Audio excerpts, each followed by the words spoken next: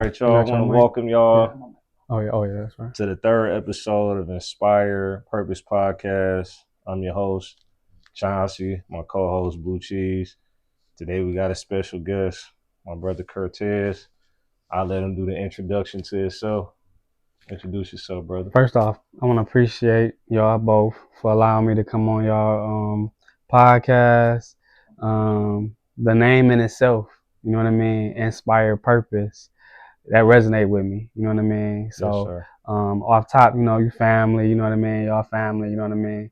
We go way back before I even jumped off the porch, yes, you know sir. what I'm saying? So I had to come, but I always like pray on stuff and, think about stuff. So when I think about the name in itself, Inspire Purpose, you know what I mean? That's what my mission is right now, you know what I mean? So I want to say thank you for allowing me to come on there, you know what I mean? But like you said, my name Kurteiz Thompson. Everybody know me as Tez. Detroit born and raised, East Side. I've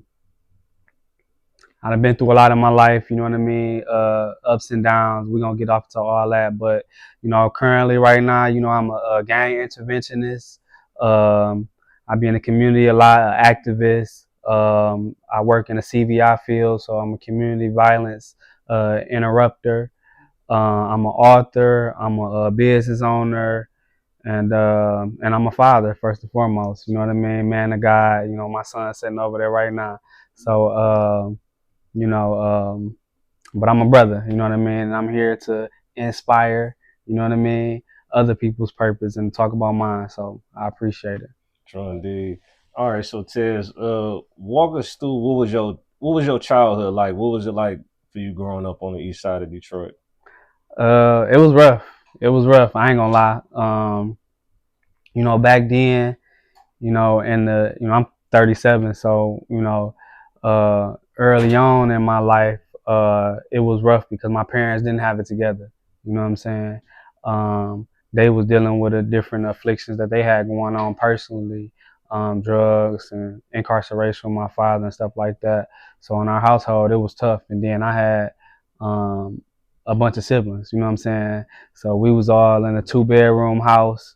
You know what I mean? It's 5 kids in one room, 4 kids at the time in one room, and so we ain't had much, you know what I mean. But we did have love, you know what I mean. And then I had extended family and my grandmother and other immediate family that came in and loved on us. So it was rough early on in the years. And then once my mom and father got their stuff together, you know what I mean, it progressed and got better and stuff like that. But how do you feel like with your parents dealing with drug abuse and your father being incarcerated, how did that shape and mold your childhood and lead you into the path that you end up going on into your early teens? It did it directly and indirectly. It affected me negatively, directly and indirectly. And I say it affected me directly because growing up around drugs, you know what I mean? When you grow up around something, you become desensitized towards it. You feel me? So it ain't like oh, let me stay away, because you've been around it your whole life. So, when I started selling drugs and when I started using drugs, I already had a level of comfortability with it. You know what I'm saying? Right. Before I started using it, before I started selling it, because, I'm familiar with it. You know what I mean? It was like more like prepping you to grooming you by just being around it. Yeah, you know what I mean? Because it wasn't stay away from it, you know what I mean? Not saying that they was encouraging the behavior, but you just can't help but pick up on it. Man, it's around me. It's my environment, you feel me? So that's how it directly affected me. Indirectly, it affected me because really off the same thing. I was already determined to deal with it. You know what I'm saying? So not even knowing, you know what I mean? Not even knowing. When I got incarcerated for a long period of time in the state joint in prison, I started to realize how it indirectly affected me, because I started studying. In prison, you study everything. You know what I mean? You ain't got nothing but time to sit and self-analyze and self-examine, why. You know what I'm saying? the why. You feel me? So I started to see like, damn, like once I started being around other guys, you know what I mean, especially Ken Ross, when we was in a 4-man cell, and I started like building relationships with other people from different backgrounds, 2-parent homes. Right. You know what I'm saying? I never had a 2-parent home. You know what I mean? Well, while my mother was married for a period of time before my stepfather died, you know, I had a 2-parent home, but my mom and my father, I never seen them together ever. You know what I'm saying? So once I started being around other people who did have different family dynamics, I started seeing like, man, I'm always talking about my mama's side and my daddy's side. They don't talk like that. You know what I'm saying? Because it's one thing to them. You know what I mean? Right. You know, and I started realizing like, damn, I missed out. You know what I'm saying? Because when I'm looking at family pictures and for Christmas, you know what I'm saying, you see your mom and your daddy, and you know, you just see that love. You know what I mean? I ain't had that per se. You know what I'm saying? My love was split up, so it was divided, and it was, you know what I mean? You know, once things get divided, you know, things get separated, you lose out on certain things. You know what I mean? So I started noticing that at a young. Yeah. So you mentioned prison. What did you do? At what age did you end up going to prison? What did you do to go to prison? And were you hide in? Like, what was your drug of choice? Yeah. So I was definitely high. Let's start off there. You know what I mean? I think from the age of 12, I don't think I was. Only time I was sober was when I got locked up. You know what I'm saying? And I was, you know, starting off at. I got locked up at, I think it was 14. That was the first time I got locked up. Went to juvenile, and pretty much every year all the way up until I went to prison at 19. You know what I mean? You know, first a couple adult cases, all was B&Es. You know what I mean? You know, everybody out the hood, you know, we was going around safe cracking, breaking into stores and buildings, you know what I'm saying, snaking and all that. So that's what my first 3 adult cases was all B&Es, and then the home invasion would lead me to prison. You know what I'm saying? And I was high throughout that all my teens, all the way up until I went to prison. And even in prison, I got high. You know what I mean? Because that's something that a lot of people got to know and understand. Like, you know what I'm saying? If you're dealing with addiction, you're going to make sure you get high. Right. You feel me? And I was just smoking weed and then popping some pills early on, but I ain't look at it like, you know what I mean, like I was addicted like that. Right. You know what I mean? It's the neighborhood drug. That's like young, man, like, come on, man. It's a social thing. Right. You know what I'm saying? It's a social thing. You know what I mean? Now today, I realize that all that played a factor in me not being sane for real. You know what I'm saying? Because when you gotta self-medicate every day, you not yourself. You know what I'm saying? Even if it's weed, bro. You know what I'm saying? Not to each his own, but where I'm at in my life right now, I don't smoke, I don't drink, I don't do none of that. You know what I mean? And I just got a clear mind because, you know, I want to make sure that all my decisions is made, you know what I'm saying, from a healthy standpoint. Right, sure. You know what I'm saying? Because even just when I was just smoking weed, man, when I was just smoking weed, I started gangbanging. You know what I'm saying? When I was just smoking weed, I went to school with guns. When I was just smoking weed, I hung with the wrong people. You know what I'm saying? So I can sit up and say, it's somebody else's fault or this, that, or my environment and all that stuff like that. But essentially, you gotta look at everything, bro. You know what I'm saying? Like, you gotta first start with yourself. You gotta first start with yourself. You know what I'm saying? So the decisions that I made, now I'm looking at it like, man, I wasn't in my right state of mind. You know what I'm saying? I was high. You feel me? So, okay, you talked about the effects of smoking weed, and you say you started gang banging. What gang organization was you a part of? I was a part of the Insane Vice Lords. You know what I mean? That's something I joined when I was young as a teenager. You know what I mean? When I moved from the east side, I moved on the west side with my grandmother that I kicked off from my mama's house. In that neighborhood, that's what it was. You know what I mean? But even on the east, you know what I mean? First coming from Mark Hawthorne and moving on Conley, you know what I mean? Its gangs was all spilled all through there, headbangers and stuff like that. And then by my older brother being a headbanger, original headbanger. I seen gangs and stuff like that, and then of course Mac a lot and all that in my neighborhood and stuff like that. But it wasn't. It really wasn't until I moved to the West Side and it was more organized, and the people that I was around that really attracted me. You know what I mean? That really attracted me. So yeah, I became a vice lord, and that was my identity. That was my family. You know what I'm saying? So you know. So yeah, I did a lot, you know what I mean, with the nation, with the Vice Lord Nation, for many years throughout my incarceration, you know what I mean, back home and all that, yeah. Okay, so now let's go to prison and what was your rank like in prison as far as being a vice lord, and how did being a vice lord in prison help you maneuver through the prison system? Well, I was a high-ranking member of the Vice Lords. And in fact, every prison yard that I've been to, with the exception of one, I was the head of the Vice Lords, 8 different locations. And shit, you was there with me. You know what I'm saying? I enjoyed the money, power, and respect. You know what I'm saying? Because that's what come with street life. Not even just vice lords or gang banging, but when you in the streets, that's what we glorify and we seek, and that's what we look for. You feel me? That MPR, money, power, respect. And in prison, which is a violent environment and a dog-eat-dog environment, man, gang banging, it had its benefits for sure. You know what I mean? And I enjoyed all the spoils of being affiliated and being a high-ranking gang leader. You know what I mean? From pushing the bag, you know what I mean, shaking the bag, making money, you know what I mean, to, pushing violence, you know what I'm saying?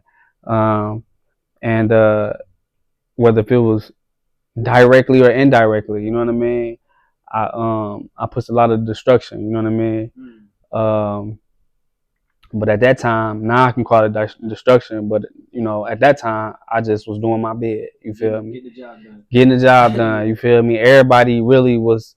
When you go to prison, I went to prison at 19 years old, so I was still a kid. I was a teenager still, and being the fact that I never really grew into being an adult because I was hindered because I wasn't in my right state of mind. You know what I'm saying? So as a young age, going to prison and being in there, that's a grown man game for real. You know what I mean? Right. So we was forced to grow up in there. You know what I mean? Sure. And oftentimes, man, you grow up around, your environment, it shapes your reality. So I grew up in prison for real. After doing 8 years, and I grew up in there. You know what I mean? But it taught me a lot. I ain't gonna sit up here and just, I'm never gonna glorify prison, and I never think that that's a place that somebody need to go to. But oftentimes, convicts, we call prison a university. You know what I'm saying? Yes, sir. I'm told it can be used for 3 things. You can use it as a playground, a battlefield, or a college. It depends on how you take that. You know what I mean? Because it's called the Department of Corrections. Man, listen. But they ain't doing no correcting, though. The correction, self-correcting. Bro, you already know, bro. It's self-correction, bro. Because if you not around nobody that's like pushing you to better yourself, bro, and you just kind of go about it your own way, bro, you gonna crash. Kind of want it yourself, yeah, for sure. Yeah, you know what I mean? And even like wanting for self and correction, bro, you got to be ready for that change. Because I wasn't just in there thugging the whole time. You know what I mean? Like, I was in there trying to build my mind up mentally. I built myself up physically, but I was trying to build my mind up mentally. You know what I mean? And I was involved in a whole bunch of stuff that helped me. You know what I'm saying? Like what? Name a few. Like, for instance, you know what I mean? I found Islam in prison. You know what I mean? And I joined the Nation of Islam, or I should say, I started following the teachings of the Honorable Elijah Muhammad in prison. You know what I mean? I didn't fully commit, you know what I'm saying? Because obviously I still was gang banging and all that stuff like that. But that right there in itself opened my eyes up to a lot of stuff. You know what I mean? To even just want better for myself, and to even look in the mirror and think better of myself. You know what I mean? See, I never once heard nobody say, you know, the black man is the original man, you know, the maker, the owner, cream of the planet Earth, God of the universe. You know what I mean? We grew up, we call each other niggas. Right. You know what I'm saying? You know what I'm saying? I used to wonder why, like, cut it off, brother, right? I used to wonder why certain cats would come back in the joint and didn't want to be called a nigga. Yeah. And I done had like older cats in my neighborhood coming to me, and I'm young, don't even know. Right. And he like, man, don't call me a nigga. And I slipped up and called him a nigga. He was ready to fight, and this was a fiend. I'm like, dog. I went to the joint. I seen how you seen how it go. You see how it go. And I understand. Yeah, you know what I mean. So, and then being a nigga, that's your own definition. Right. Sure. You know what I'm saying? Can't nobody tell you what that is. Like, I mean, obviously we know where the word derived from. Right. Sure. You know what I mean? But all the activities that we grew up being involved in, that was nigga shit. Right. Sure. You know what I'm saying? Mm-hmm. And if you think about it, you know what I'm saying? Sure. So we look at each other and we call each other niggas because our actions. Right. You know what I'm saying? Oh, because if you look at somebody, like how you said, like somebody that got the knowledge of self, or anybody that just not on no nigga shit, and they don't present themselves as niggas, they don't dress like niggas. You be hesitant to call them that. Right, because it's a certain way you carry yourself. Yeah. So in certain environments, if you're in front of a judge, you're not gonna try to like be the same way. Exactly. Right. You ain't gonna be. You will be in front of a pastor. You know? Swear to God, bro. So you will tighten up around certain people because they carry themselves in a certain manner. Exactly. Yeah. Exactly. So when you present yourself in a certain way, man, you know, that's why they say, you know, appearance is a lot. You know what I'm saying? They say, like how first impression. You know what I'm saying? Mm-hmm. When you first meet somebody, if they communicating in a way using vernacular that ain't some nigga shit, you ain't gonna be like, hey, what's up, my nigga? You know what I'm saying? If they dressed a certain way, when you see the FOI in the street, the Nation is on. When you see them brothers in the street and they got on suits and they got bow ties and bean pie, how you doing, brother? You know what I mean? Yes, sir. When you see anybody, when you see somebody white, you know what I mean? Because they not operating on that. You don't be so quick to just be like, you know what I mean? So that's what one thing that the Nation of Islam did. It opened my eyes up to looking at myself different. And then I, you know, participated in like trades and JCs, thinking for a change, different little classes and stuff like that. Cognitive thinking. Thinking for a change. That was a jewel. That was a jewel. It was a jewel. Yeah. And I only took like I probably got like 2 weeks of the class, but like just that 2 weeks opened my mind. And they wrote me out after that, but I was about to go into it too. But it was like definitely something that needed to be had. For sure, bro. Because you gotta think, man. It's helping you identify, you know what I mean, your emotions. Yeah. So you develop an emotional intelligence. In school, they only teaching us about Dr. Martin Luther King, social studies, reading, and all that. They don't teach you about emotional intelligence. They help you with a pessimistic mindset. Is that no, for real? Facts. With that pessimistic mindset. Yeah, facts. It give you a docile, for real outlook on things because it's not teaching you how to be, you know what I mean, a thinker, a creator. Right, you know what I'm saying? They indoctrinating you with, you know, lessons that's going, you know what I'm saying, keep you kind of down because it's teaching you what? Go to school, go to college, work, you know what I mean? They're not teaching you how to be self-sufficient. Right. They're not teaching you how to teach agriculture and things like that, things that's going to develop and help you, you know what I mean, have, you know, generational wealth or how to build for yourself. They ain't teach you how to be manufacturer. How to be self-sufficient. Right, you know what I'm saying? So, but prison, reading books, that's another thing. I read so many books in prison that opened my eyes to a lot of stuff. So even though I still came out of there with a nigga mind state, you know what I'm saying? I was like, I mean, you needed both sides. Yeah. You in it. Like, I gotta identify. You had, at least you had the tools. Yeah, I had the tools. Yeah. Right. For sure. Which is bad too. You know what I'm saying? Because what they say, if you knew better, you'll do better. But I knew better and ain't do better, and then, you know what I mean? I end up going back. The consequences became more severe. Exactly.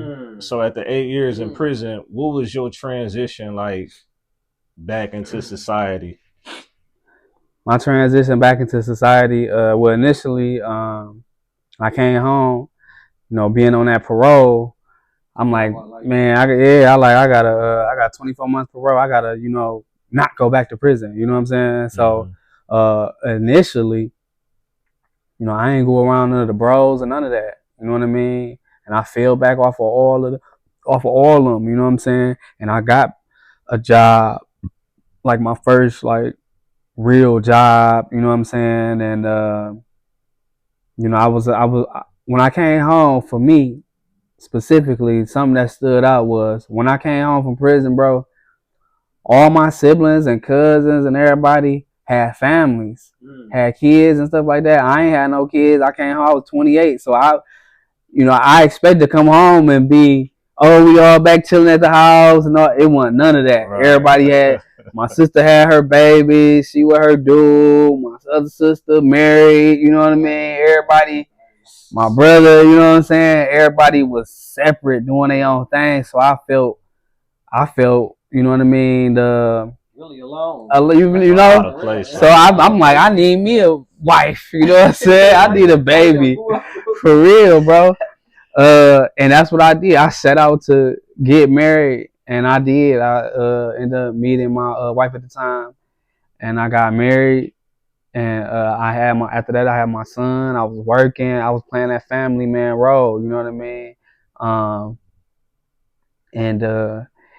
You know, what I intended it to be, it didn't, you know, happen like that all the way. You know what I mean? It started off good, but, you know, being that I rushed into a relationship just because I wanted a son, and I wanted not a son so much, but I wanted a baby, and I wanted a family, I wanted a wife. You know what I mean? Didn't see the flags, you know what I'm saying, before there, and I just, you know what I mean, rushed into a relationship, and we end up not working out. You know what I mean? But I do got my beautiful son, you know what I mean? So, you know, it wasn't all bad, you know what I'm saying? Yeah. But that in itself, being a father, showed me a whole different experience of love. You know what I mean? I thought I loved myself. You know what I mean? But then I realized after I had my baby that I didn't love myself. You know what I'm saying? And the reason I say that, because we know the first law of nature, self-preservation. Self-preservation. So I was doing things and operating that was detrimental to myself. You know what I'm saying? But once I had my son, I started living, you know, to be here. You know what I'm saying? So I started realizing, like, man, you know, I think different. You know what I'm saying? You know, I say speak 5 times before you act. I started doing that for real, just on the strength of I had KJ. You know what I'm saying? So, but I all the way wasn't, obviously, because like I said, you know, I got indicted after that.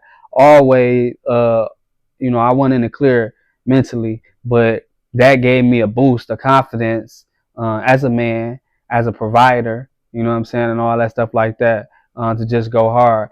But then after me and my wife split, you know what I'm saying, then I kind of went back to like the old Tez a little bit, because, you know, I got more time to myself and all that stuff like that. And then I, you know, eventually got off parole and all that stuff like that. So then, you know, niggas be like, when you get off parole, you know what I'm saying, it's really up. You know what I'm saying? So that was the first time. Yeah. So once I got off parole, that was the first time that I had not been dealing with paper since I was like 15, 16. So I had to, you know what I'm saying, live a little bit. And so I went back to the bros, you know what I mean, assumed my position back with my gang. In 2014, I started a deck or a set of vice lords while in prison, called 9 Squad, and I had like 80 bros under me and all that stuff. So I just went back into being the chief of the squad or whatever, and I ran it up. You know what I mean? I told myself I was gonna be like the best vice lord in the city of Detroit, and you know what I mean? I wouldn't say I was that, but I definitely was one of the most known, you know what I mean? And that's what led to my indictment. Okay. So now you start your own organization, you start your clothing brand, put your people on, and it seems like you're thriving and you're prospering. Like, walk us through that concept, and when did you come up with the idea to start that? Yeah, that's a good question. That's a good question. So PYPO, put your people on. That's my brand. That's my clothing brand, and it ain't just a clothing brand. It's a movement. You know what I mean? And oftentimes people say stuff, oh, this is a movement, it's a lifestyle. Well, it really is that. You know what I mean? Even in my logo of the octopus, And I chose the octopus because the octopus is if you look it up, the octopus is one of the most intelligent invertebrates in the world. It got like 2 minds. You know what I'm saying? An octopus camouflage. You know what I mean? The way it moves and everything like that. And I feel like that's like me. You know what I mean? Because even though I'm tatted up, you know, tattoos and all that stuff like that, I can change form. You know what I mean? I can walk into a room with all CEOs or, you know, even if it's white people, you know what I mean? And, you know, once you hear I speak and everything like that, you can be like, okay, he got, you know, some sense in his head or whatever. But inside the octopus, you know, you got 8 tentacles, and each tentacle represent ways to put your people on. You know what I'm saying? So you got healthy food. You know what I'm saying? That's something that a little I developed when I was in the joint. You know what I mean? 4 years I was a strict vegetarian. You know what I mean? So that's a way to put your people on. You know what I mean? Because every day we wake up ingesting stuff that's killing us. You know what I mean? So until you had a knowledge of what to eat, what not to eat, and how to live, you know what I'm saying? You're gonna be behind. No matter how much you ascend in life, career wise or whatever. If you still eating like a savage, you still a savage. You know what I'm saying? Because you are what you put in your body, for real, for real. Sure, dude. Other ways is just overall health, peace. I got the man, woman, and child. You know what I'm saying? Because that's something that I understood that in order to put your people on, your family dynamic has to be straight. You know what I mean? So that's something that I wanted to include in there. Also, number 1 is knowledge. Yes, you know what I mean? So I got the book and the tentacles or whatever. You know what I mean? Because knowledge is power. And I got the sword in there. Sword represents justice because you gotta have that. You know what I mean? I got the basketball and baseball bat and all that because it's sports, right? And it ain't just sports. Go throw a ball or whatever. But one thing I learned while I was in prison, when I was analyzing myself, bro, like the reason why I got off into a lot of stuff that I was doing, right, because I had too much time on my hand. I ain't never played no sports. I never was a part of no team, no basketball, no football. I ain't played for none of that. You know what I mean? My parents ain't get me involved in no after school program. So after school, I'm in the streets. You know what I'm saying? So that's something that I realized that for me, you know what I mean? And I see now that I'm a mentor that, really the kids just really don't got nothing to do. You know what I mean? And like they say, idle mind is a devil's playground. You know what I'm saying? So I ain't had nothing to do. So I'm out in the streets thugging. You know what I'm saying? I ain't had nothing to do. So I feel like adding that was I had to do that. And then music. I put music in there because music it calms the mind. You know what I'm saying? And us being as black people, music go way back to Africa. You know what I mean? Beating on the drums and all that high rhythm, vibration. You know what I'm saying? Everything in life got vibrations in it. You know what I mean? So music, you see, when we was growing up, it was all about gangster music. So we emulated what we heard and seen. Yes, you know what I'm saying? But it's the exact same way if you listening to some good music. You know what I'm saying? You feel me? You know more than anybody. You know what I'm saying? So yeah. So I'm like, man, I gotta put that music up in there, man. So once I got off parole, I was working for the city of Detroit. I was in forestry. I was a certified tree. I am by trade a certified tree artisan. And I was working for the city of Detroit, cutting and trimming trees or whatever. And after I got off parole, I had my son. I was a single father. You know what I mean? I was just trying to find ways to find more time to be with my son, but at the same time, spread my wings. I felt like me clocking, working for the man wasn't it. You know what I mean? And I was off parole, and I feel like me in my mind state, I feel like I had enough in me to branch off and do something different. You know what I mean? So I was trying to figure out what was my next step. I knew working for the city wasn't it. You know what I mean? So real talk, bro. I was sitting on the bed and I was frustrated because my people around me was advancing in their own careers and all that stuff like that. My brother back from the military and all that stuff. So, people just traveling and doing stuff at will. And I couldn't do that because I had to be to work 5 days a week. You know what I'm saying? So I was trying to figure out what can I do, you know what I mean? And I prayed, bro. I prayed on it and I asked God, you know what I mean? What can I do? You know what I mean? And me sitting there thinking, you know, talking to God, you know what I mean? I'm like, whatever I do, I just want to like give back to the community, you know what I'm saying? Put my people on, you know what I'm saying? And then I was like, damn, that sound hard. Put my people on, you know what I'm saying? Put your people on. And I was like wrestling with the words, and you know what I mean? Eventually I'm like, yeah, I like that. PYPO, you know what I'm saying? Got a ring to it, you know what I mean? And then initially I was gonna start a record company, you know what I mean? Because, you know, Team Eastside and the Doughboys blowing up. Detroit was like the it thing. I came home right around the same time. T Grizzly came home, so you know that was like crazy. You know what I mean? So once all the Detroit started getting the attention from the music execs and all that stuff like that, I'm like, I wanted to get off to that, but I ain't want to place myself around no volatile, you know, environment, and you know, people being in the clubs and all that stuff like that, you know, and you know, banging drill music because that was popping, you know what I mean? I ain't want to be in that nightclub environment. And then really the nightclub really ain't me for real, strip club and all that stuff. So I'm like, nah, scratch that, you know what I mean?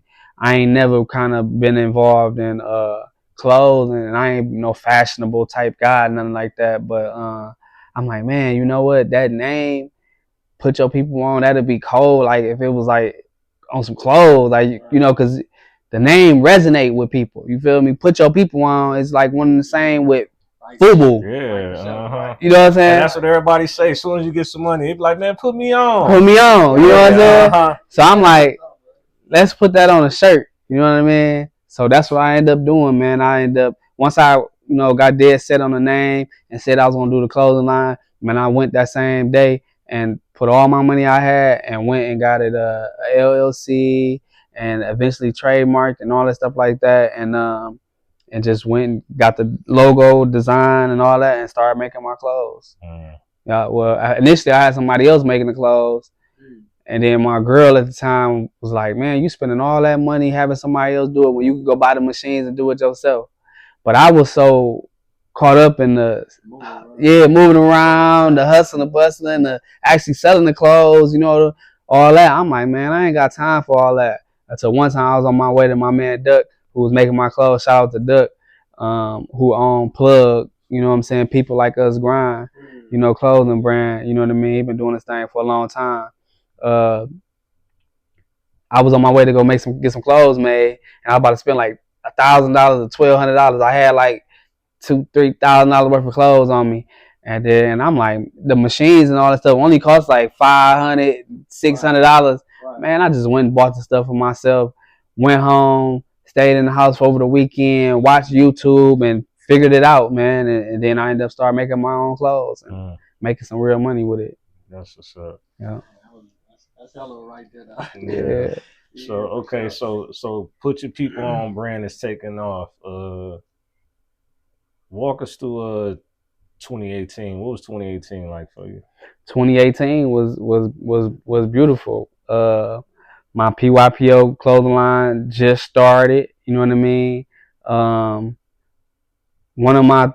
feel like the reason why PYPO really took off is because all the people who supported it did exactly what the name say. You know what I'm saying? Put your people on. Right. So all my homeboys was wearing my clothes. You know what I mean? You was, you know, stayed in PYPO. You know what I mean? So, and by me knowing so many people from the joint, from the east side where I grew up to the west side where I stayed, you know what I mean? All the different gangs and all the different, you know what I mean? The PYPO blew up then. I got to throw credit to my brand ambassador, Eastside Egg Raw. Yes, you know what I'm saying? Screaming forever. Man, put your motherfucking people on. Don't be no bitch. You know what I'm saying? So that right there played on people's mind. Like, damn, if I ain't putting my people on, I'm gonna be a bitch. You know what I'm saying? Like, so he kind of coined that whole thing, man, and kind of made PYPO to be almost like a household name, man. So every time that I was out wearing my clothes or anybody, that people will yell it. put your people on. You know what I'm saying? And then I turn around, and for the longest, didn't nobody even know it was my brand because I didn't like post that it was me. I used to post all the people. So that was another thing with my clothes. I used to post everybody who bought my clothes. I used to post them on my page. You know what I mean? So, everybody loved that, shout out and recognition. So that's what I did. And I ended up getting my store and inside of Greenfield Plaza, you know what I mean? And that went good, you know what I mean? And everything was going good up until, 2021, yo. 2021. So I know that you lost your sister. What year did you lose your sister? That was in 2018. 2018. Yeah. So, yeah, to go back to that, I lost my sister in 2018, man. That was a difficult year. That year was a gift and a curse for real. You know what I'm saying? Because the beginning of the year, that's when my son was born. You know what I'm saying? In January. But the end of the year, my sister was killed in October. She was carjacked by a gang member or whatever. They ended up getting the car back from her. The dude got caught in the car the same day. And then, she wanted her car back. She wanted her car back. Now the detective in Harper Woods and all that was like, oh, you need to come testify and all that stuff like that. You know what I mean? And she really didn't want to. You know what I'm saying? She just wanted her car back. You know what I mean? It was 2018. Carjacks was going crazy. That year, she was in a new Scat Pack, like same year. You know what I mean? And he robbed her, carjacked her, whatever, at the gas station. She was with her boyfriend. And she could have shot him because she had a gun on her and everything. She a CPL. She was a CPL holder, but she's like, all right. So I'm like, why didn't you just kill dog? You know what I mean? She's like, well, he just wanted the car. He ain't really want, you know what I'm saying, to hurt me. If I felt like he was trying to hurt me, you know what I mean, I'd defend it. You know what I mean? But anyway, long story short, the detective was pressuring her like to cooperate and, go and, testify or whatever. So I'm like, whatever you want to do, that's on you. You know what I mean? He for sure gonna do it again. You know what I'm saying? And dude, the police like following her at her house, follow her all the way to her job. So one day, you know what I mean? She called me like, yeah, I'm mad as hell. This detective, you know what I mean? I stopped answering the phone. You know what I mean? And he followed me all the way to my job. You know what I mean? She worked like a Novi, something like that. So, she was working in nursing. So she like, man, I'm just go ahead because I ain't trying to get my job involved. The police pulling up and all that stuff like that. So throughout the court process, after she testified against the dude who carjacked her, he like sent his homeboys to his girl over the phone. They had got her number. They had got her address and stuff throughout the court process to her house. And came and shot my sister in her driveway. You know what I mean? Shot my sister in her driveway right after she had just dropped her son off at school. Yeah, shot my sister in her driveway. Man, that hurt me. That hurt my family like tremendously. Me and my sister was close. She was only 2 years older than me. You know what I mean? And it's like one of my best friends. So, and then a month after that, I'm in the hood over at the Quinder, you know what I mean? I'm at one of the guys' house, one of the bros' house or whatever, and somebody knocked at the door, like, police, open up. It's nighttime. It's the day before Thanksgiving. It's like not even a month, like a little bit month after my sister was killed.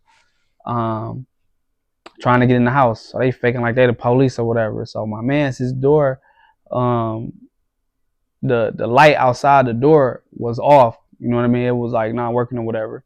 So he can look out, he can see somebody, but he can see it ain't the police, but he, you know what I mean, can't see like that much, right?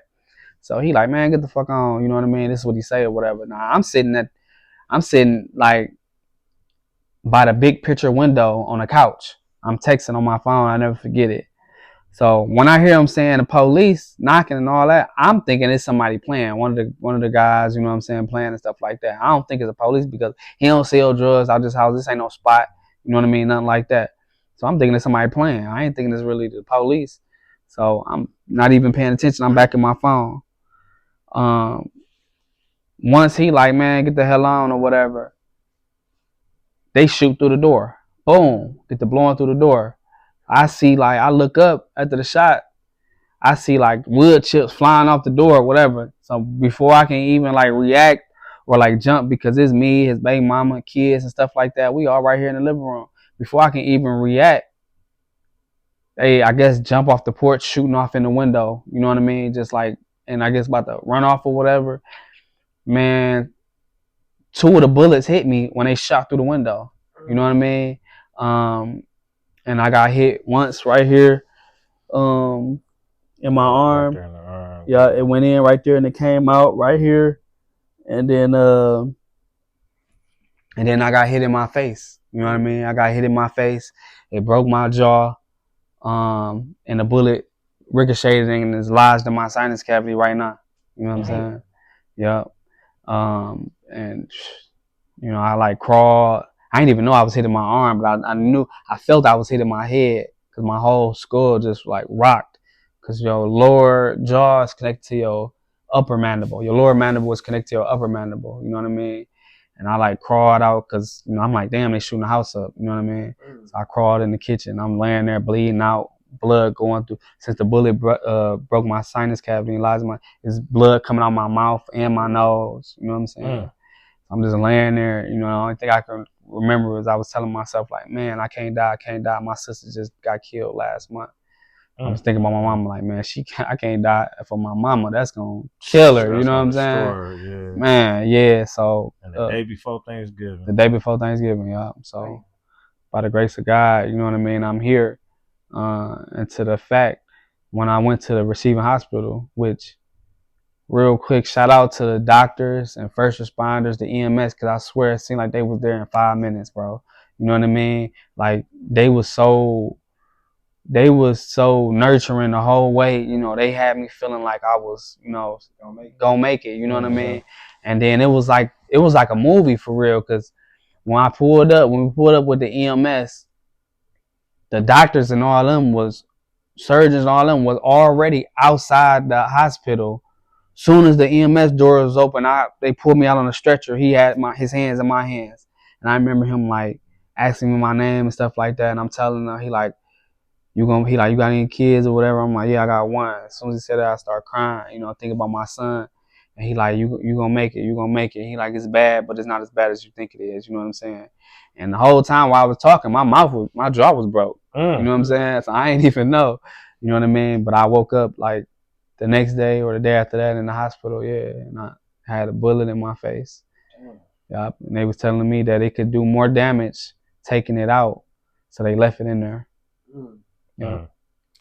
And so, since being shot in the face, and now your sister passed, you got shot, what is your family dynamic like now? Like, are you thinking of getting deeper into the streets because all this has happened, or do you want to fall back? Initially, yeah, I needed to get back. You know what I'm saying? I lost my sister, so that's what I was on. You know what I mean? I was on get back. Now, it was like a week or a couple weeks, and they had all the individuals with my sister's situation locked up. You know what I mean? The guy that was incarcerated, his girlfriend that passed the information, and the shooter. You know, they had locked all of them up. So being at that time, I was the head, even though I was out in the streets, I was the head I overseen the prisons. You know what I'm saying? So I worked with the number one vice lord that was inside of prison, and I overseen him and I assisted him. So, and I had a whole bunch of my bros that was in contact with me and stuff like that. So, you know, once it was on the news, you know, my sister was loved. So everybody was calling me, you know what I mean? Oh man, I seen what's going on with your sister, man. What's up? You know, I see they locked dogging them up, you know, we on it. So I'm like, yeah, you know, we on that, you know, we need justice, you know what I'm saying? Cause, you know, even though my mama and them was looking for justice from, you know, the judicial system, you know, for me living a street life, my justice was something different. You know, we on the eye for eye. Yes, you know sir. what I mean? Or you take one of mine, I'm trying to get 3 of yours. You know what I mean? So that's what I was on. You know, and I was conspiring to get that justice. You know what I mean? And that's what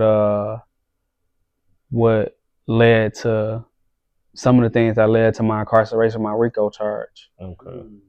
Yeah, so you was a part of, I want to get it right, one of the biggest RICOs in the state of Michigan. Yeah. And when that initially happened, what was like your response? Like, did it catch you off guard? And what was your charges? And can you walk us through, like, yeah, you know, when they first came for you? So yeah, I was indicted June 3rd, 2021. It was the largest racketeering conspiracy in Detroit history or whatever. 40 people on the indictment. So me and 39 other individuals had 113 different counts. Me specifically, I had racketeering conspiracy, or like they say, RICO. You know what I mean? And conspiracy to distribute controlled substances. You know what I mean? Now, I was charged with that charge with heroin, crack, meth, cocaine, weed, and some pills. The crazy thing is some of the stuff, like, I never even seen meth at that time, ever. You know what I mean? I never, you know, sold, you know, some of the stuff that they was talking about, you know what I mean, outside of like crack and all that stuff like that, some dog. But they was charging me with everybody drugs, you know what I mean? And everybody who was on this count 4 conspiracy charge was getting charged with everybody drugs, you know what I mean? But the thing was, like, on my indictment, it was 40 individuals. I only knew like 9 people, you know what I'm saying? Right. You know what I mean? Like, so they, with the RICO charge, you know, and conspiracy, they got something where it's like foreseeable, you know what I mean? So if you a part of this conspiracy, you foreseeable to what your co-defendant, you know, did or whatever. So I couldn't understand that, you know what I mean? How you lock me up, you know what I mean? And, you know, come hit the house or whatever. I'm not even at my house, I'm at my girl house, you know what I mean? You come, and I don't live there or nothing, you know what I mean? You come, grab me up from there. They was GPS in my phone. They had my phone tapped. They had pole cameras outside of 2 of my houses. I had bought some houses when I was working for the city of Detroit from Land Bank. They had pole cameras outside of my house. They tapped my phone, and they was following me, you know what I'm saying, stuff like that, for 3 years. You know what I mean? For 3 years. And mind you, at the time, I'm riding rims and all that. So, you know, we riding like that. We in our rear view. I ain't never see him, not one time. Man, when I got locked up in my discovery, they had pictures of me on the block, pictures of me at my house, pictures of me at my store at Greenfield Plaza, coming out with my son, everything, bro. You know what I mean? But the day I got locked up, when they came and got me, 15 different officers, U.S. Marshals, ATF, DEA, all this stuff. I'm thinking low key because my girl don't do nothing. I don't live here. She a nurse. I'm thinking that they hit the wrong house. You know what I'm saying? Because they couldn't have came over here like this for me. You know what I'm saying? And when I got locked up, I wasn't selling no drugs. You know what I mean? And specifically, I was so focused on business. You know what I mean? And I started giving back in the community. I'm doing food drives. You know what I'm saying? All this stuff like that. I'm kind of removed and trying to really remove myself from all the gang banging activities. You know what I mean? So, but they ain't caring or knowing. You know what I mean? They knew though. They knew. But so I'm thinking that because it's some niggas that was rolling down the street. I'm thinking, like, I swear, I'm like, they hit the wrong house. Right. You're like, y'all, they down man, there. For real. Like, in my mind, I'm like, oh yeah, we got their ass. They done broke our door, all this stuff like that, man. Y'all hit the wrong house. I'm like, who y'all here for? You know what I'm saying? I was naked. They had me naked on the porch. Now I see what I tell people: don't sleep naked. You know what I'm saying? Because they can't hit the house, bro. They had us sitting on the porch, bro, butt naked for like 5-10 minutes.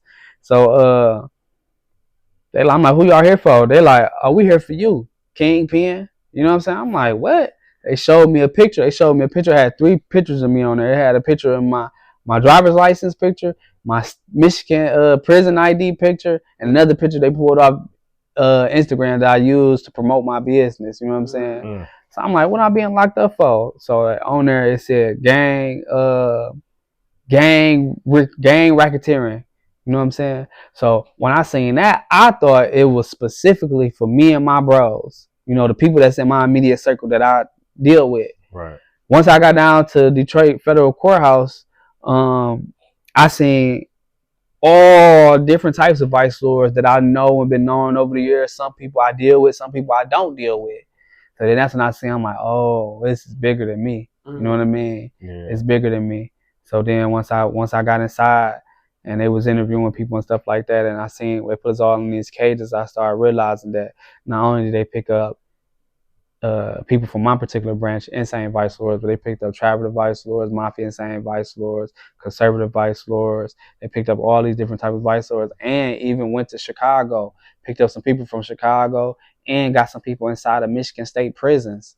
Some little bros up under me and other people from the prison that they pull all and put on my indictment.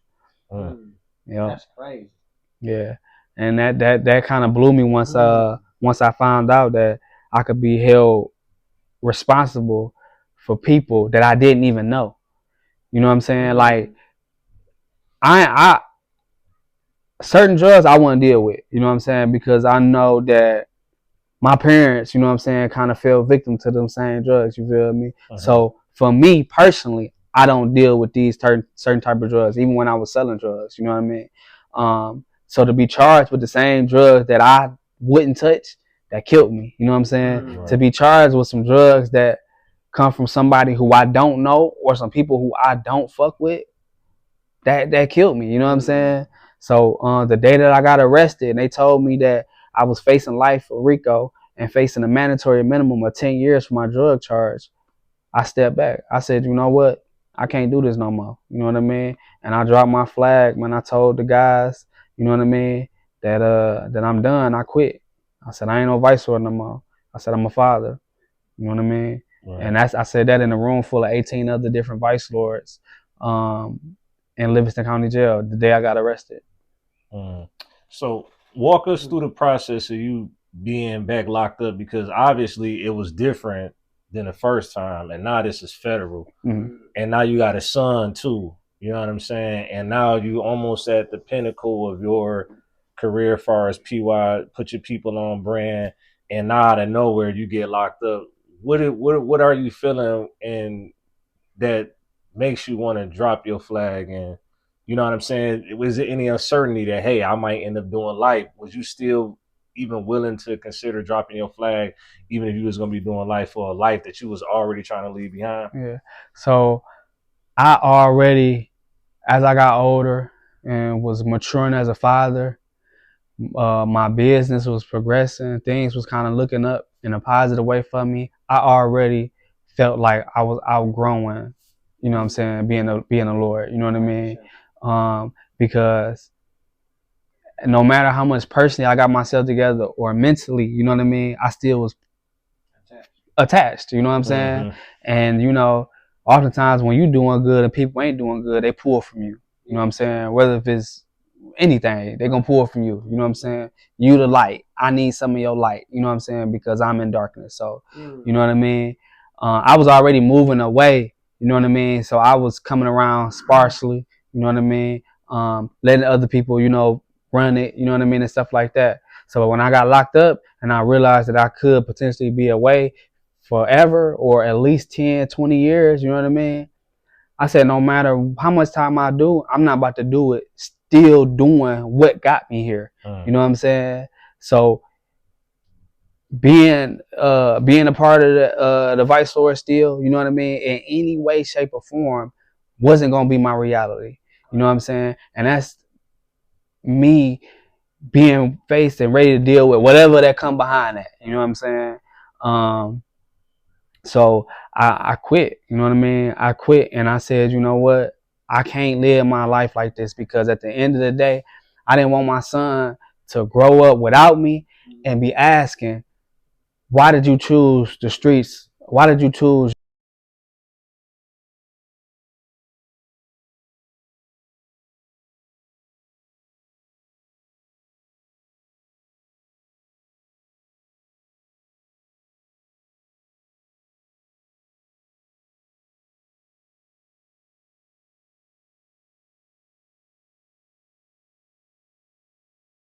stuff like that?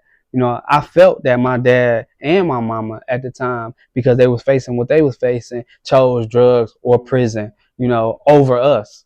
You know what I mean? They lost parental rights. I had to go get adopted by my grandma. You know what I'm saying? I loved it living with my grandma. But as I got older and I was in prison and I looked at other people who was in 2-parent homes, I started to, yeah, bro, it messed with me mentally. Like, damn, y'all couldn't get it together for me. I wasn't worth it. You know what I'm saying? This is something that I wrestled with. You know what I mean? Mm-hmm. And, you know, I forgave. And, you know, I do want to say they got their stuff together, you know, while I was young. You know what I'm saying? So, you know, salute to them. But this is something I thought about. You know what I'm saying? Like, damn, drugs was, you know, it was, you know, more important than your own kids. Right. So I ain't want my son to feel that way. You know what I'm saying? I ain't want my son to second guess, oh, my daddy ain't love me because he chose the streets. You know what I'm saying? So that's what I did. I stepped away from the game, bro. And from that day, I said, you know what? And mind you, like I said, when I first went to prison, the state prison, I had already came into something that showed me that I could be great. You know what I mean? So my faith and religion kicked in. Like, this is what I should have been doing in the first place, because I knew at the end of the day, at the end of the day, all the wrong that I was doing, I knew that I was supposed to be doing something else. You know what I mean? So I said, you know what? I'm going to lean back on God. You know what I mean? And that's what I did.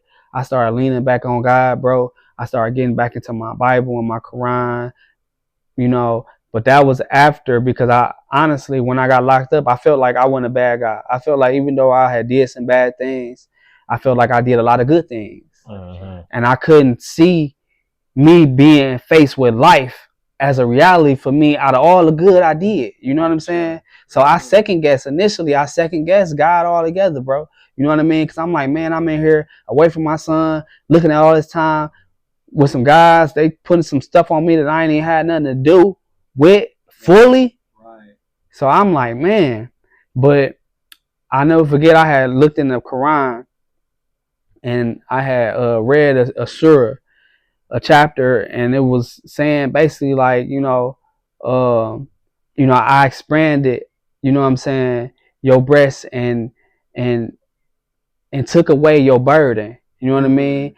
And in there, it was saying that after that I was free from anxiety and grief, you know, to work hard and make the Lord, you know, thy exclusive object. When I seen that, bro, it was like God just immediately spoke to me, bro, because I had just opened up the Quran and just read, right, you know, no specific, you know, verse or nothing like that. And that just jumped out at me, you know what I'm saying? So from there, bro, I'm like, man, this is what I'm supposed to be doing. You know what I'm saying? I'm supposed to be working for God. I knew in my mind that he was going to free me up from my case. And just so happened years later on when I started going, because I fought my case for 3.5 years. When I started getting ready to go to trial, all this stuff started opening up on how the feds did some bold stuff, was tapping my phone before they can, you know, illegally. So that violated my 4th Amendment right. You know what I mean? So that gave me grounds and things to fight with in my defense. You know what I mean? The first trial happened. Some people beat it. Some people didn't. You know what I mean? The second trial happened. Most of everybody got slammed. You know, I was in the third trial. It was 5 different trial groups. You know what I mean? They didn't want to go to trial no more. They started coming with cops and all that stuff like that. Well, being that y'all had already violated my 4th Amendment right, I wanted to go to trial anyway. Yeah, so, yeah. So, I'm ready to roll. You know what I mean? Yeah. So, but once they came out with pleas and stuff like that, the first plea they offered me was too much. I wasn't about to take it.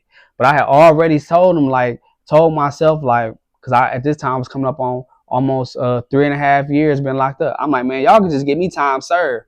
Right. I don't even care. Y'all messed up my rights and all that stuff like that. You know what I mean? They were saying they was going to drop the drug charge and just plead to the RICO. I'm like, listen, just give me time served and I'll be good.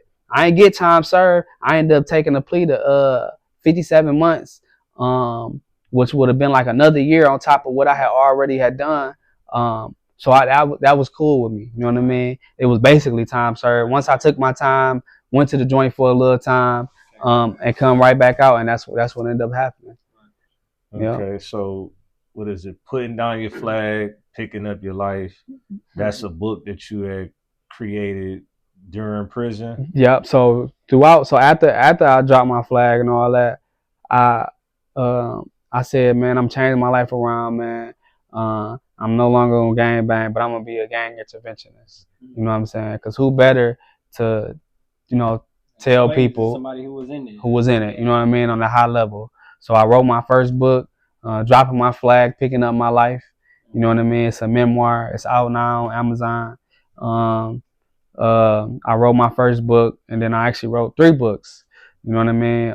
My second 2 books I haven't published yet, but I said I wanted to write my own story because the government, they said all this foul stuff about me. They had my name, my picture all on the news next to murders and all this stuff like that, saying I conspired to kill and all this stuff like that, committed acts of violence and all this stuff like that. Well, I ain't want, you know what I mean? Once you type my name in, this is the first thing that you see. You know what I'm saying? So I said that I was going to make it my business to right my wrongs. You know what I'm saying?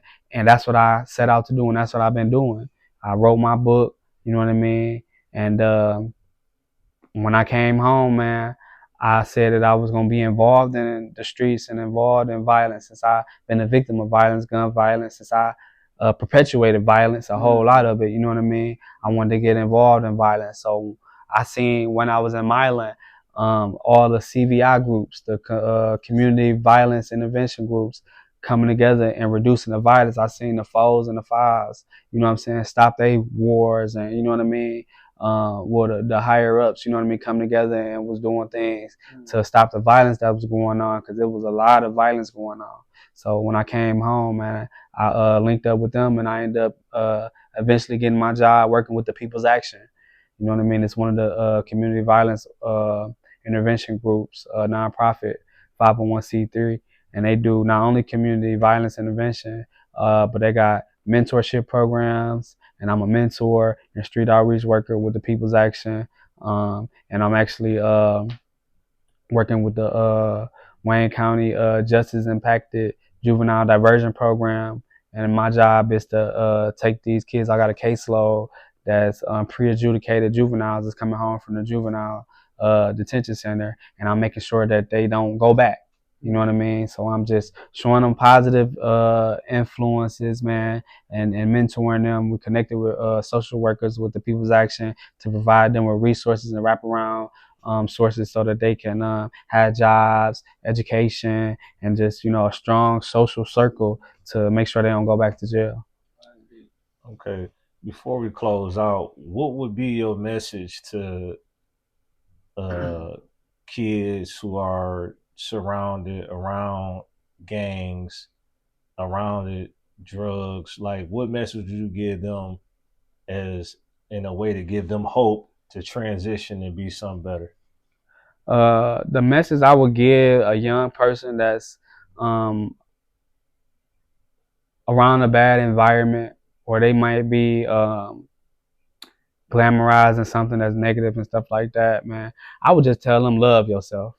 You know what I mean? Mm-hmm. Love yourself, and to get around somebody that's positive, because oftentimes we don't see the good in us until we get around somebody that we admire or like or look up to as a role model and see the good that they doing. Mm-hmm. You know what I mean? So I never had like no role model or no mentor.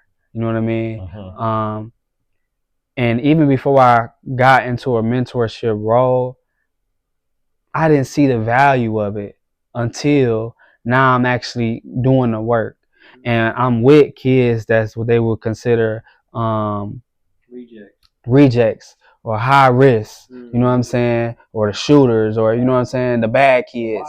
The YN, you know what I mean? I'm around them, and even those kids that's gang affiliated and got caught with pipes and all that stuff like that, blicks and all that stuff, when you talk to them and they respect you, right, you know what I'm saying? They listen. Right, sure. You know what I'm saying? Because they looking at it like, dang, that's big bro Tez. You know, he done been the gang leader. You know what I mean? Been to the joint. He done been shot up. He looked just like me. You know what I'm saying? And he changes. He telling me don't do it. Get me there fast. Yeah. And not only is he telling me not to do it, he changed his life and he doing something totally different. He walking. So he's still thriving. And he's still thriving. And he's still cool. You know what I'm saying? He ain't no lame. See, it's one thing when a church pastor tell you something or your grandma or somebody, they so far removed from what's happening in the hood, bro. Right. They can't connect. They can't relate, bro. But if somebody from the hood that's a known gang leader, you know what I'm saying? Ex-gang leader, you know what I mean? That got respect from all the rappers, got respect from all the hood guys and the current gang members. You know what I'm saying? When he's saying, hey, man, it's a different way. You know what I mean? And he taking time and showing, you know what I mean, that you know, you can be great. You know what I'm saying? I think that resonate well with the kids, you know what I'm saying? And that's why being a credible messenger in the role that I am, you know what I'm saying, is needed. You know what I'm saying? It take guys. Yeah. It take guys like us, bro. You know what I'm saying? That got, you know, clout, as they say, you know what I'm saying? Or, you know, they got influence, you know what I'm saying? To preach and teach good, you know what I'm saying? Because, like I say, man, the church ain't doing it. No. You know what I mean? The church they doing it for their folks. They doing it, yeah. It's certain people on the planet that we got connection. Yeah, and not everybody gonna have connection with exactly. That you was led on your path for a reason, bro. So the path and the environment that you in with them kids is a beautiful thing, and that's exactly where you need to be, bro. Man, I appreciate that. The universe been preparing you for the whole time. As I listen to your story, that's what it's been preparing you for. So that's what it is. So I feel like that's a beautiful thing to see, bro. I feel like that, bro. Like all my life experiences, you know, good or bad, and I done lost a lot, you know what I'm saying? But I'm able to gain so much now, giving back. You know what I'm saying? Despite what's all been taken from me, you know what I mean? Like giving back make me whole. You know what I mean? I feel like, you know what I mean? Like I say, I'm righting my wrongs, bro. Yes, sir. Yeah. All right, so at this age right now, everything that you're doing, I see you out there at Mary Sheffield. I see you out there with the brother Zeke, Zeke in New Era. Seeing you with the basketball player Isaiah Thomas, man. What is it that's continuing to keep you inspired, and how have you discovered your purpose over this time of being out this time? I discovered my purpose, man. One, first and foremost, man, by giving my life to God. You know what I mean? Like, I ain't no super holy person, and I ain't about to get on that, man. But I learned, man, you know, like you say, inspired purpose. You know what I'm saying? Yes, so my purpose, man, first and foremost, man, is doing the will of God. Yes, you know what I mean? And that creates a foundation for me that I can stand on, you know what I'm saying, where I'm not worried about what my mans and them think. I'm not worried about how my old gang homeboys feel, you know what I'm saying, because I know who I am, you know what I'm saying, and as long as I find favor with God, I ain't thinking about nothing else, you know what I'm saying. But then in two, man, it's just knowing that I'm changing lives, you know what I'm saying. I, as a 37-year-old man, and I've been through what I'd have been in jail. I did over 12 years in state and federal penitentiaries. I'd have been shot up. I'd have shot people. I'd have took lives and all that stuff like that, man. Throughout my whole life, man, what I haven't done is what I'm doing now. And that's changing people. You know what I'm saying? Stopping people from going down the destructive cycles of jail or premature death. You know what I mean? Yes, sir. Being in service to my people, bro, is like motivating. You know what I'm saying? It's motivating. And I'm out here. I ain't just on the corner saying stop the violence, but I'm actively working with children every day.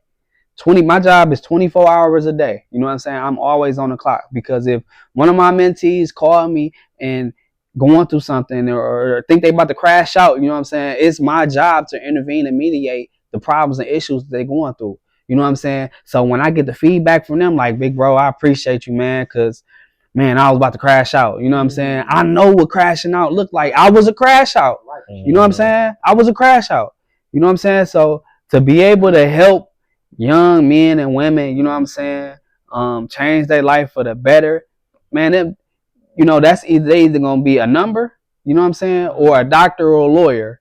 You know what I'm saying? It's two sides. They either gonna be in a box, you know what I'm saying, or they gonna be, in the office, you know what I'm saying? So me knowing that is worth way more than money.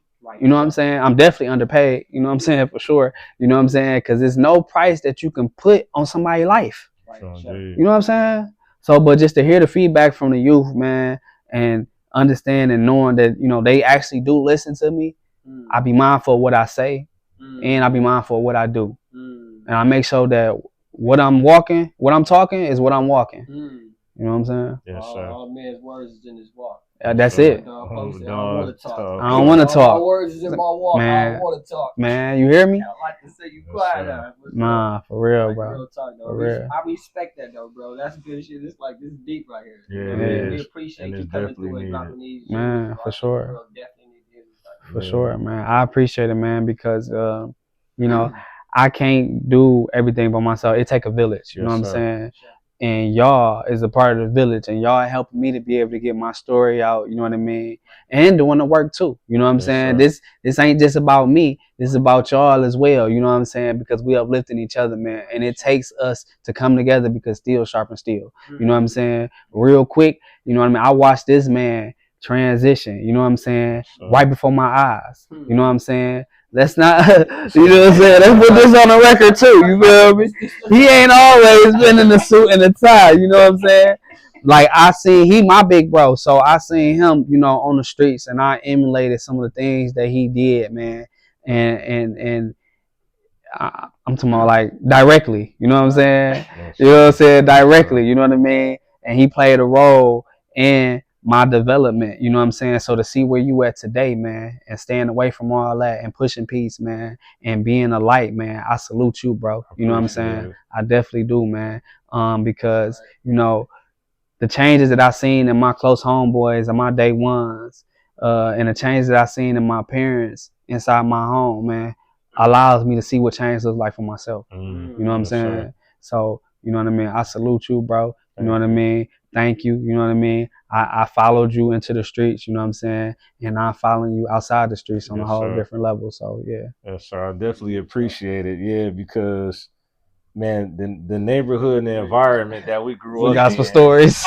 Yeah, like we was doomed from the start, man, because like everybody sold drugs. That's all you seen. All you seen was killing. All you seen was robbing. So it was almost like we was drafted into being in that type of lifestyle.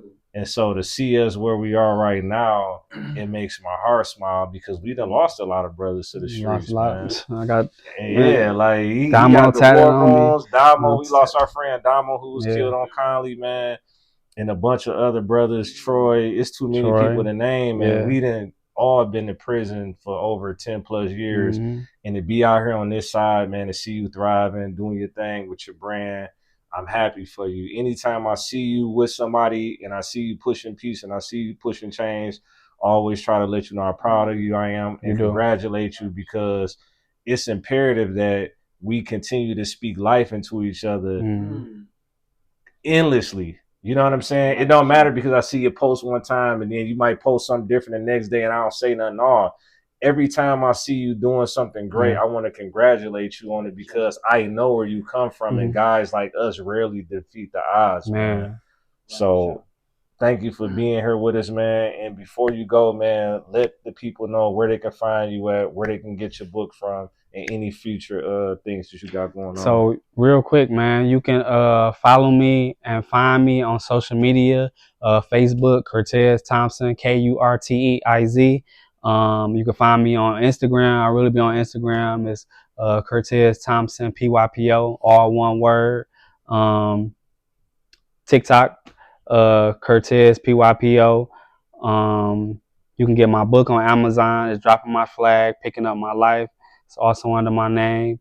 I work for, the People's Action, one of the CVI groups. So on thepeoplesaction.org, if you want to connect and you want to volunteer your time, or you just want to be a part of some of the events that we have going on. We in the streets daily, preventing violence from happening. And also we provide other services as well. And I'm just out here, man. If you want to holler at me, you can definitely holler at me through Cheese, you know what I'm saying? If you want to get in contact and you can't find me. Yep.